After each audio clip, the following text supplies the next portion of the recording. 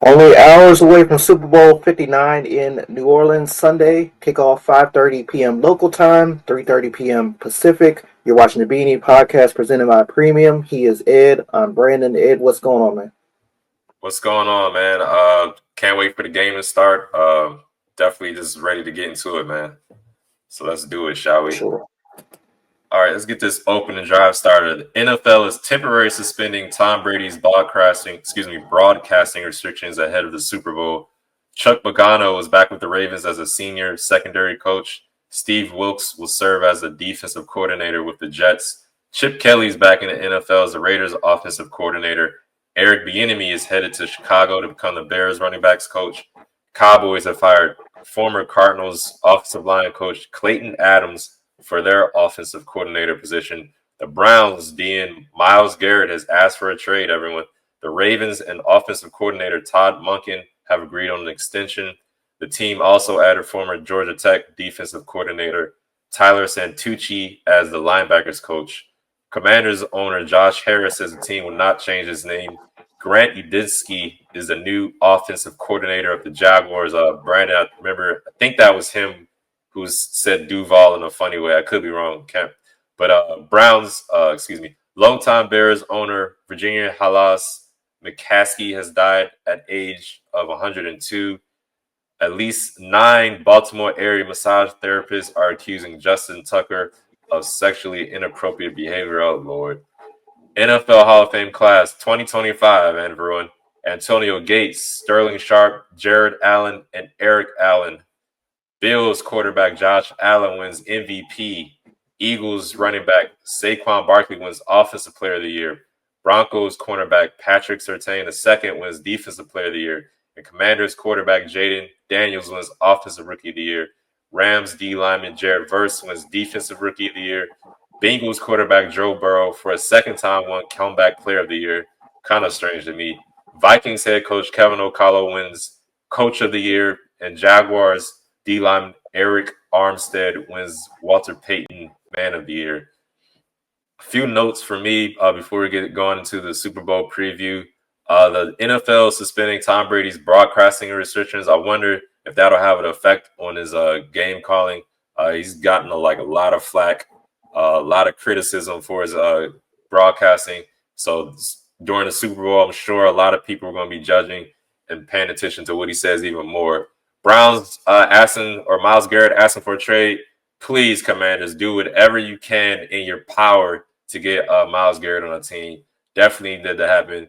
And I want to hear your thoughts a little bit, if you don't mind, on the Justin Tucker scenario and that whole fiasco. What's going on with him? Yeah, I'll touch on Justin Tucker in a second. I got to look into that Tom Brady thing because, from what I understand, he already was limited in his the week before each matchup what he could.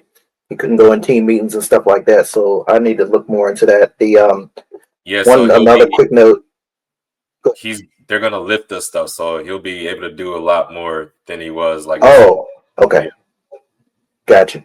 All right, so that's good then. There's a lot of veteran coaches coming back in the NFL. Chuck Pagano, Steve Wilks, Chip Kelly, Eric Bieniemy. That's kind of interesting as well. Myles Garrett, please, anywhere but Kansas City, anywhere. He can even go to Pittsburgh for all I care. Line up with Miles, T.J. Watt for all I care. Just anywhere but Kansas City. To the massage therapist thing with Justin Tucker, it was kind of threw me off guard. I wasn't expecting that. Ravens fans on social media were like, "Oh, it makes sense why he was having that slide in the middle of the season, this and that." I haven't read too much into it, so I don't know how long it dates back.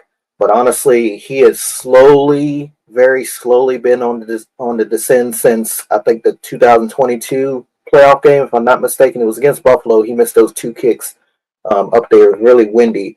That season there, he has very slowly been on the descent. Because again, we used to be able to get up when Justin Tucker was kicking extra points and field goals, get up, go to the fridge, take a walk during the commercial break and come back because we knew he was going to make it.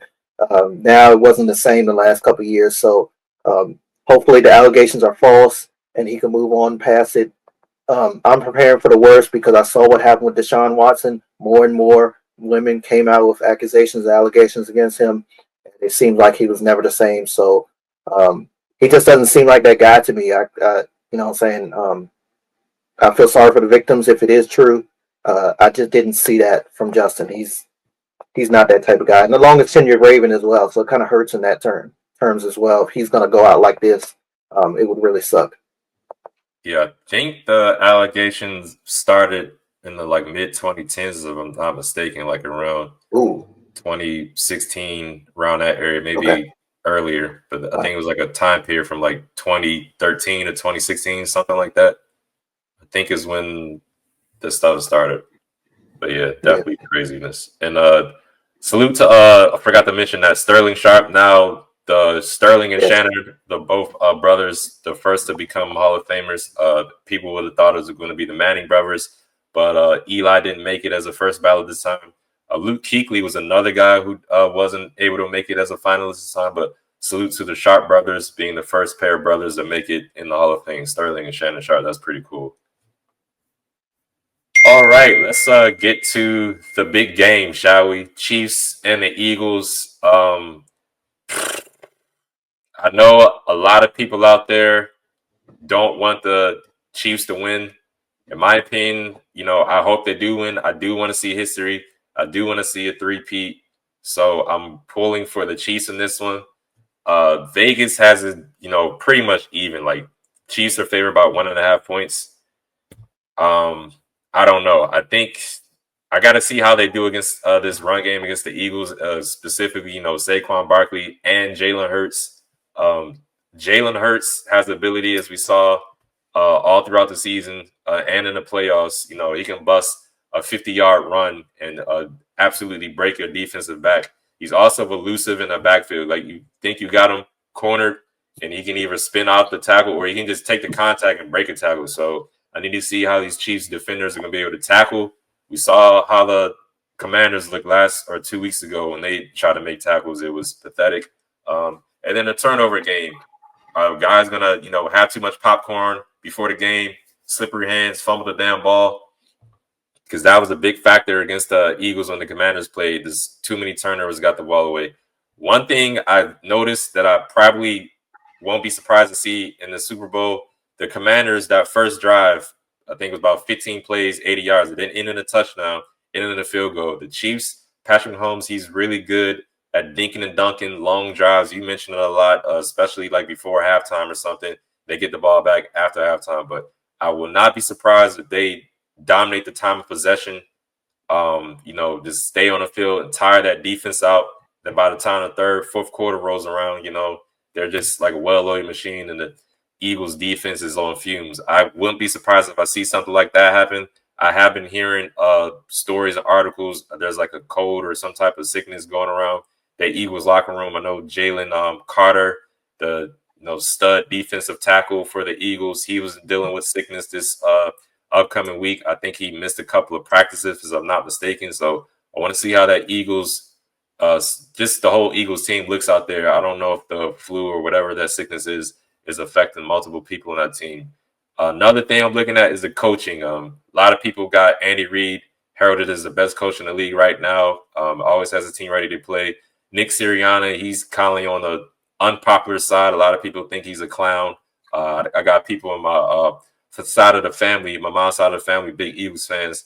I know a lot of my family members don't like Nick Sirianni. So I want to see how that matchup goes as far as play calling, strategy, when people using timeouts, challenges, and stuff like that. If one team will have the edge or one coach will have the edge or not. I guess I'll lean more toward the Chiefs, but I got to give Sirianni some credit. I mean, this is his second time going to the Super Bowl, so he's not a slouch. I mean, so I want to see how he looks out there. And then my matchup I'm looking for is the, Eagles receivers versus the Chiefs secondary.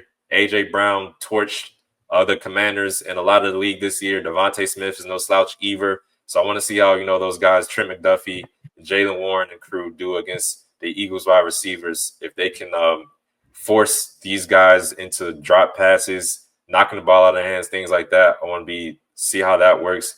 And finally, is Steve Spagnuolo in those blitzes, is he going to pull those same blitzes out against Jalen Hurts?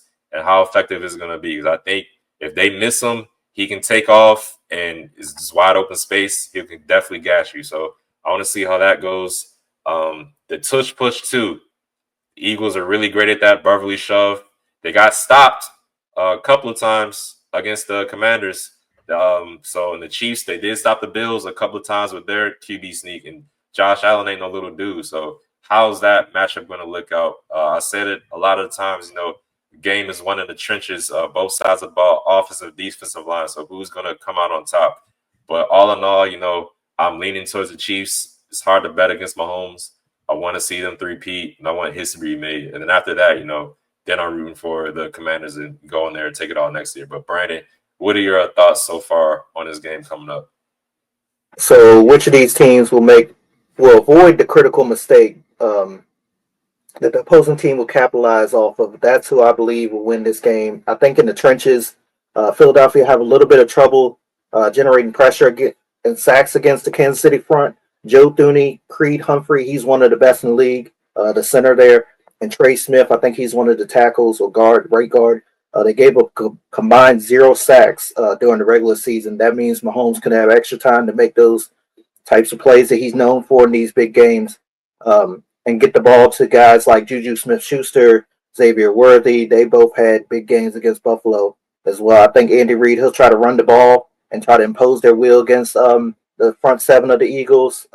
He has 4 guys, and I know all these guys haven't really played lately, but they can be difference makers. Kareem Hunt, Isaiah Pacheco, Samari P. Ryan, I think I got his first name right, and even the rookie running back Steele, he was making some plays early in the season as well. So all 4 of those guys can rotate in, and this is when Andy Reid does different things in the Super Bowl. He'll come out with all the stops just to win this game.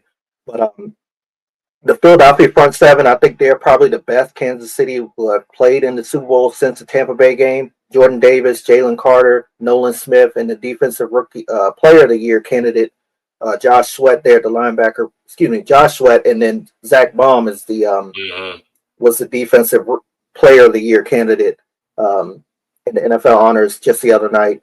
They'll need to get some sacks on Patrick Mahomes as well. At the very least, some negative plays on first and second down. Force them into third and long. You don't need Patrick Mahomes and them getting any type of advantage. So those negative plays can be critical. I think the Eagles, they'll need to try to score first and try to keep the momentum on their side.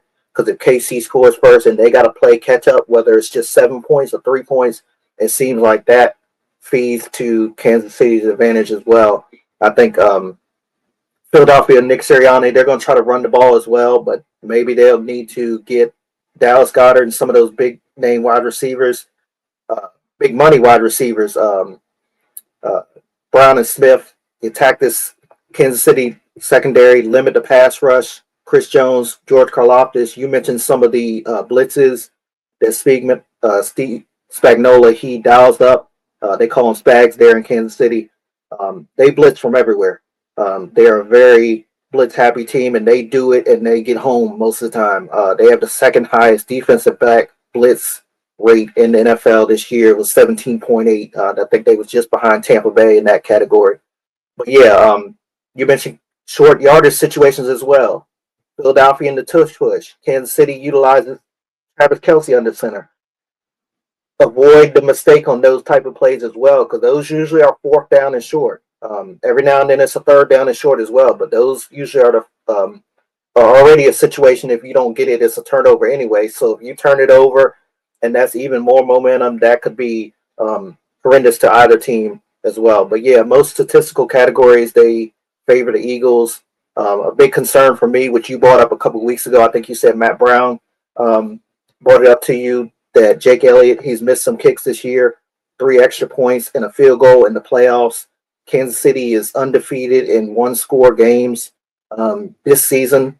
So he's got to be perfect for them to win, in my opinion. I think he's very much going to be an X factor in this one. I love the Eagles to win this game, but I got to go with the Chiefs.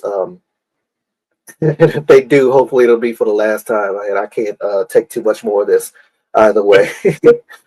Nah, I feel you. I forgot to mention my boy DeAndre Hopkins too. That's another reason I want the Chiefs to win. I would like to see DeAndre Hopkins get a Super Bowl ring. Veteran, long time in this league. Seemed like he did it the right way. I'd like to see him win. And then I mentioned it against the Bills, but I wouldn't be surprised to see Patrick Mahomes scramble, make some plays again. It seems like every time Yeah, playoffs run around, he'll run the ball a little bit more and gas people too. So those are another two things I'm looking for. But yeah, we'll see how it goes, man. Can't wait for it. sure. All right, everyone. This episode is brought to you by Premium, a CBD health and wellness company. Check out their line of CBD infused products, which are a perfect after workout refuel for athletes, a pain reliever for weekend warriors, and even a natural sports drink for us armchair quarterbacks. Their featured product is CBD infused honey, which is a personal favorite of mine, as well as tinctures and mint and natural flavors. They are veteran, women, and minority owned, so come get some of this sweet temptation and taste the premium difference. Use code B&E for 15% off your order. Their website is www.premium.com. Now back to our show. Guaranteed pick of the week. I said it in my preview. I'm going with the Chiefs. It's hard to bet against Mahomes and crew right now, just experience and history. So guaranteeing that the Chiefs will get it done. Please, Lord, get it done. I'm sorry, Eagles fans are the worst or top three worst in my opinion. I need to see them have some misery because I'm getting tired of these. I'm getting tired of them. So Chiefs, please get it done. Guarantee it. Chiefs win the Super Bowl. Brandon, who you got? The same boat. I'm guaranteeing the Chiefs, like you said, they just find ways to win in these big games. Patrick Mahomes does things that we've never seen before. Sometimes, Andy Reid will call out these plays, these formations. You'll see them doing was it the ring around the rosy in the huddle and run up to the line of scrimmage in these types of games. But I'm hoping that this Philly pass rush really makes a difference, like the Tampa Bay game a couple years ago. And I think even though I'm guaranteeing the Chiefs, I give Philadelphia a really good chance because of that defense. Again, I think it's the best defense that they've had to have played in the Super Bowl since the Tampa Bay game, and they really gave him fits. I think they are just as good on all levels as it was there against Tampa Bay. But again, I'm going to go with the Chiefs. I'm guaranteeing it. Like Tony Romo says, that championship DNA. They just know how to win these type of games.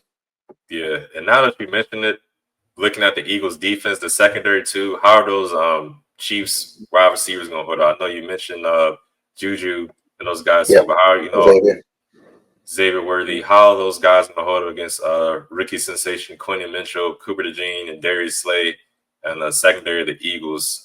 Because in times past, Chiefs receivers, random guys step. I don't want to say random, but guys will just make plays, especially in the playoffs. MVS, Marquez Valdez-Scantling last year made plays. So it's a guy who, maybe like Juju Smith-Schuster, somebody who's, long in the tooth now these days, injury, whatever you want to call it. But will somebody like that come out, make a huge play or have a big game? I won't be surprised if, somebody like Travis Kelce has smaller numbers and then, the third, fourth receiver that has a huge game. Might be Hollywood Brown. Remember, like I used to say when he played for Ravens, if the ball is ahead of him, if the ball is out like this, he gonna catch it. And if the ball is right here coming to his chest, it's a drop. We'll see how it goes. Definitely see how it goes. Another sporting events, a lot of stuff happened in the NBA trade deadline. Your boy Jimmy Butler, he's with the Warriors now. Luka Doncic, he's with the Lakers. My Wizards, we made some moves. I kind of scratched my head at it. Kuzma's gone now. We got Chris Middleton and Marcus Smart too. A lot of moves being made.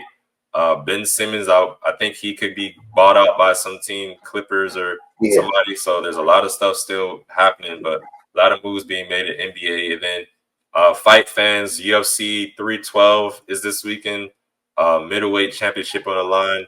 Sean Strickland is going to try to take the title away from Jerkes Duplessis, DDP. So we'll see how that goes, but definitely looking forward to the Super Bowl. Can't wait for it. Hopefully it's a good game. No controversy with the refs. That's one of the main things I'm hoping for because I already know the refs, the Chiefs got them payroll, the script, blah, blah, blah. It's going to be nonstop. So definitely just hoping it's a good game. Everybody comes out unscathed and, it's a classic. That's what I'm hoping for. Any final thoughts for you, sir?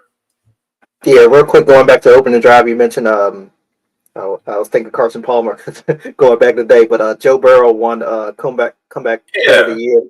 I think they kind of had to give it to him. Joe Burrow had an MVP type season. he I did, think but there was other people that was deserving of comeback player of the year, but I feel like you knew he wasn't going to win offensive player. That was either going to come down to Saquon, Lamar, or hell, even Derrick Henry and Josh Allen, and those same four were in pretty much in the running for MVP as well. But uh, I think they had to give Golden Boy number two, in my opinion, yeah, something that's true. That's true. this year. Um, like I said, I think that him and they've had a line of quarterbacks. That's why Carson Palmer came to mind at first. But yeah, Joe Burrow, comeback player of the year. They had to give him something, in my opinion. Yeah, that's true. That's a good point. He is another golden boy. But I don't know, man. I think Sam Darnold definitely deserved. He revitalized his career this season. And Mm-hmm. I mean, Joe Burrow, I think he played a majority of games last season. I know he got hurt, but it was like, I don't know. That was, Exactly. I Yeah, I guess. think it was like week 11 he missed last year on. Yeah. It wasn't the entire season. Like you mentioned, Sam Darnold. It was, I mean, to elevate himself.